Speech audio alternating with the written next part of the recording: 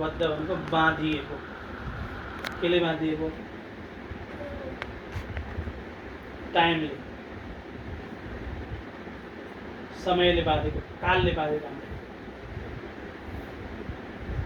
1 वर्ष अगाडि जान सक्छौ, 1 वर्ष पछाडि जान सक्छौ। उसले जसरी डोर्याउँछ त्यसरी डोरिने। त यो जीवात्माको स्वरूप कस्तो छ? बाँधिएको। यो जीवात्मा बद्ध आत्मा। अर्को एउटा आत्मा छ, अर्को एउटा आत्मा छ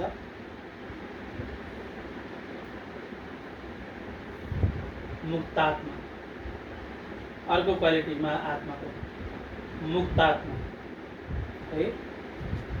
अर्को तेस्रो क्वालिटी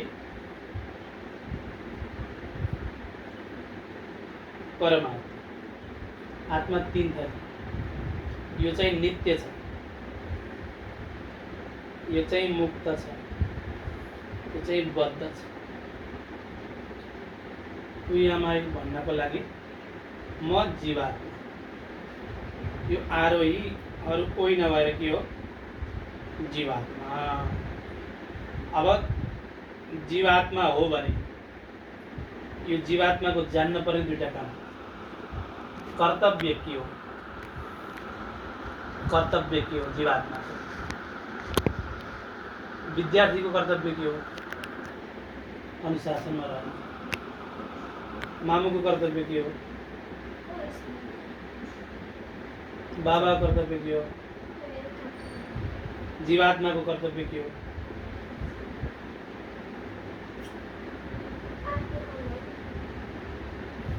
जीवात्माको कर्तव्य हो तिमीले राम्रोसँग पढेको, राम्रोसँग लेखेको, अनुशासनमा बसेको कारण के हो? वाइ?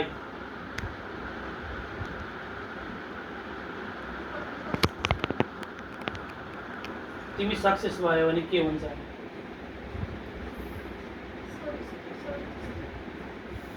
तिमी सन्तुष्ट भयो भने के हुन्छ?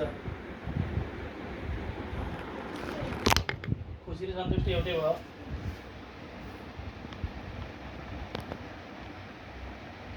मेरा बाआमाले म माथि प्राउड गर्ने छ, त्यो चाहिँ हो जिस्ट।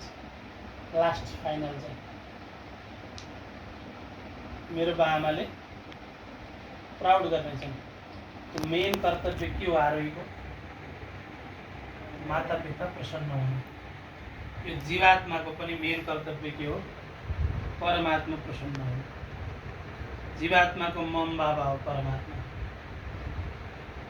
तो जीवात्माको मेन कर्तव्य परमात्मा खुसी हुनु। के गर्यो भने चाहिँ परमात्मा खुसी हुनुहुन्छ, त्यो जीवात्माको कर्तव्य। त्यसो भए म जीवात्मा हो भने परमात्मा चाहिँ को हो त? म त जीवात्मा। परमात्मा चाहिँ को हो त? शिव हो कि कृष्ण हो कि शक्ति हो कि? कसरी थाहा पाउने भन्दा तिम्रो फेसमा मामुको धेरै आउँछ कि बाबाको धेरै आउँछ? बाबाको धेरै आउँछ। किन आउँछ? हो यो जीवात्मा कसरी थाहा पाउने? यो विकास मराठाको अनुमान लगाएर थाहा पाउनको लागि के हो? उसको आकृति, फेस आउँछ के? कसको हो भनेर पत्ता लगाउन पनि अनुमान लगाउनु पर्यो। फेस आउँछ, फेस आउँछ। शिवजीले हातमा के लिनुहुन्छ? मात्रै? भगवान विष्णुले हातमा के लिनुहुन्छ? विष्णुले शङ्खचक्र, शङ्खचक्र लिनुहुन्छ। बाबाको जस्तो तिम्रो के छ? नाक कि आँखा? सबै छ। त्यति बाबाको जस्तो छ। बाबाको भएर त्यस्तो आएको हो। त्यसरी नै भगवान विष्णुको हातमा के छ? शङ्खचक्र छ। त्यो भगवान विष्णुको शङ्खचक्र तिम्रो हातमा आएको छ। कहाँ छ? थाहा छ? थाहा छ? औँलामा निहालेर हेर त चक्र छ हाम्रो उल्टै हातमा निहालेर एकदम यसमा किन नि डिपली हेर त्यहाँ चक्र छ ल म भनिदिन्छु तिम्रो हातमा कतिवटा चक्र छ कतिवटा शङ्ख छ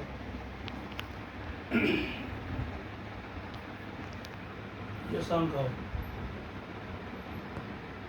यो पनि शङ्ख हो यो पनि शङ्ख हो यो पनि यो चक्र हो सी टोटल राउन्ड यहाँ चक्र छ यहाँ शङ्ख छ शङ्ख चक्र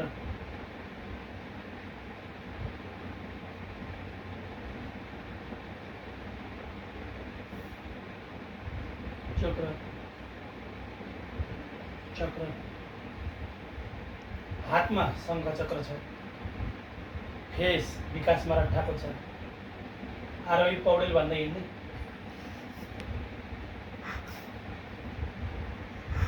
फेस विकास मराठाको लिएर अनि नाम चाहिँ आरोही पौडेल भन्दै हिँड्न पाइयो हातमा शङ्ख चक्र लिएर म अर्कैको भन्दै हिँड्न पाइयो कुन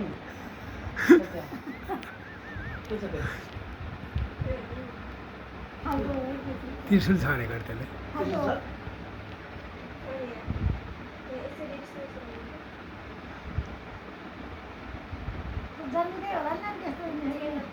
होइन अहिले भएको 3-4 वर्ष भयो त्यस्तो मेरो यो औँला यस्तो किन भएको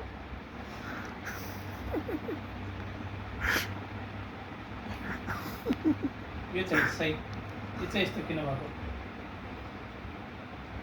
थिएन पहिला 4-5 वर्ष भयो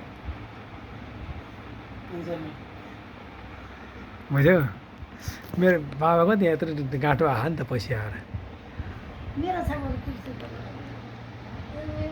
अनि नबुझी त्यो सोध स्वामीजीलाई त्यो कुराहरू शङ्ख चक्र चाहिँ छैन त्रिशुल डबल चाहिँ छ हातमा शङ्ख चक्र छैन सुन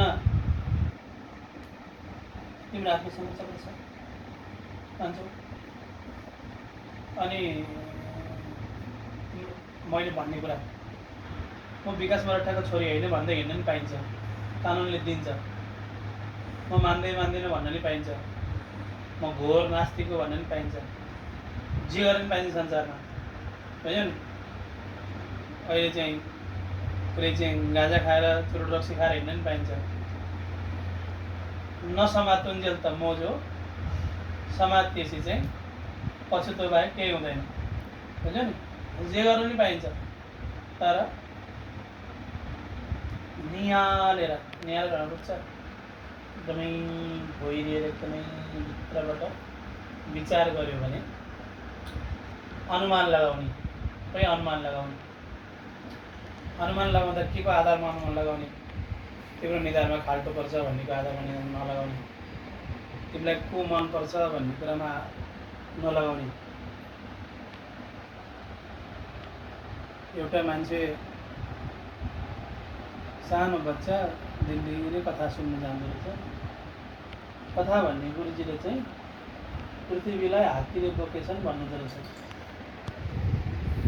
त्यो स्कुल नजाउन्जेलसम्म स्कुलमा गएर साइन्स नपढुन्जेलसम्म जब उसले गएर स्कुल पढ्न थाल्यो स्कुलमा गएर थाहा पायो यो अर्थ त आकाशमा ग्रेभिटीले चढेको छ भन्ने थाहा पायो पहिला त उसले के भन्थ्यो हात्तीले बोकेछ भनेर विश्वास गर्थ्यो पछि उसले होइन छ यो कुरा म जुन कुरालाई सत्य भनेर बसेको थिएँ त्यो कुरा चाहिँ गलत रहेछ भनेर ऊ एकदम 100% क्लियर भयो के कारणले गर्दा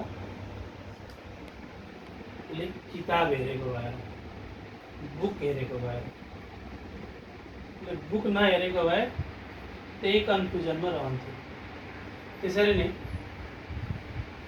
तिमीले अहिलेसम्म बुक हेरेर क्लियर भएको होइन